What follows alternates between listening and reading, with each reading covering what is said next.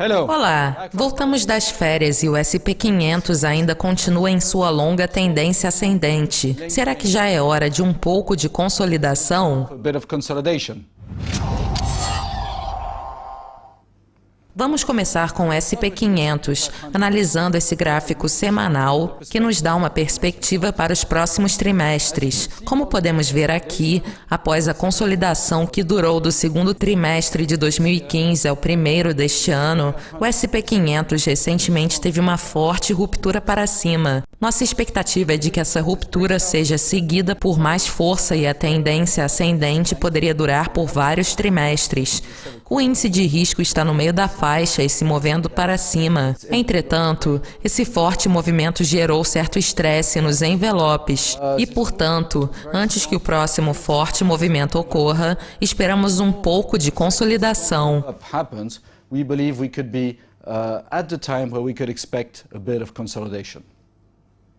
O gráfico diário, que traz uma perspectiva para os próximos meses, ainda mostra uma tendência ascendente com potencial para ultrapassar o patamar 2.200 e chegar aos níveis em torno de 2.300. Dito isso, podemos notar um pouco de estresse nos envelopes aqui e o índice de risco está se aproximando da zona de sobrecompra. Antes que isso aconteça, é possível que tenhamos algumas semanas de consolidação para baixo. Finalmente, no gráfico de horas, temos uma situação parecida. Podemos ver aqui que as metas impulsivas foram alcançadas nessa perspectiva para as próximas semanas. E também temos estresse nos envelopes. O índice de risco está se aproximando da zona de sobrecompra, confirmando que estamos nos movendo em direção a uma relação negativa de risco-recompensa nas próximas semanas.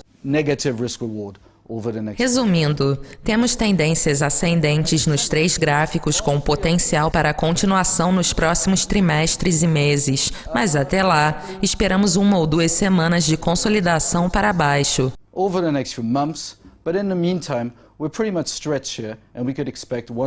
Agora vamos dar uma olhada no desempenho do euro. Este é o gráfico semanal para a moeda única. E como podemos ver, ainda estamos em uma tendência descendente com mais potencial para tempo e metas, podendo cair abaixo de 1,07. Entretanto, quanto mais tempo essa consolidação razoavelmente estável durar, menor será a probabilidade de alcance dessa meta, especialmente porque o índice de risco está entrando lentamente para a zona de sobrecompra.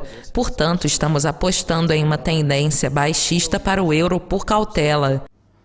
No gráfico diário, temos um movimento ascendente em dezembro do ano passado e desde maio deste ano, estamos em uma consolidação para baixo. Não chegamos ao território impulsivo abaixo de 1,0855, o que é um sinal de força, e agora o par está tentando subir novamente. Mas acreditamos que, se a tendência altista das equities continuar pelos próximos trimestres, outras moedas rivais do dólar serão beneficiadas, à medida que os investidores realocam capital para moedas mais arriscadas. Entretanto, no momento, a tendência ainda é descendente e devemos agir com cautela pelas próximas semanas. No gráfico de horas, que nos dá uma perspectiva para as próximas semanas, podemos ver que, apesar de um potencial para ultrapassar 1,14, a relação de risco-recompensa se deteriorou. O índice de risco está sobrecomprado e os envelopes estão se tocando. Portanto, é possível que vejamos uma certa estagnação aqui para acompanhar a correção nas equities. Resumindo, ainda estamos pessimistas e cautelosos nos gráficos semanal e diário, com um movimento intermediário ascendente no gráfico de horas. Portanto, temos um potencial fundo intermediário em uma tendência ainda considerada baixista. Agora vamos dar uma olhada no petróleo, que teoricamente ainda está em sua tendência baixista de longo prazo nesse gráfico semanal, apesar de termos chegado à zona de sobrevenda e estarmos reagindo para cima. Essa tendência descendente deve se reverter lentamente nos próximos trimestres.